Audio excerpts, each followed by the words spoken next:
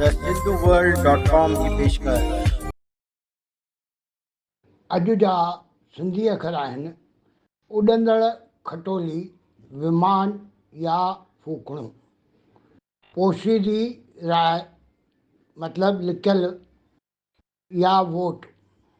पोशीदी राय work मतलब पनो। चारींदड़ शइ मलम, बांद्रिज या बाम। सुराह भरी, खुशबूदार, आराम ॾींदड़ या मिठी, आमतौर ते निंड लाइ कमु अचे थो। साॻिए अर्थ वारा अंग्रेज़ी ऐं हिंदी अखर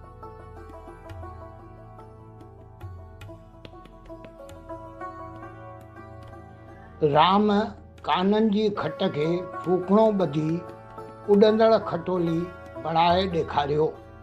लोकशाहीअ में आम शहरी पोशीदी राय वसीले पंहिंजो नुमाइंदो चूंडींदा आहिनि।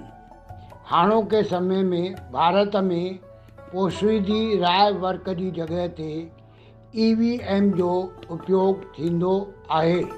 टीम TSW जी सिंधी भाषा वाधारे जी कोशिशुनि में सहयोग ॾियण लाइ तव्हां बेहद घटि ख़र्च ते हिकु वीडियो स्पॉन्सर करे सघो था। सर्दी ज़ुकाम ऐं मथे जे सूर लाइ आम तौर ते बाम कमु अचे थो।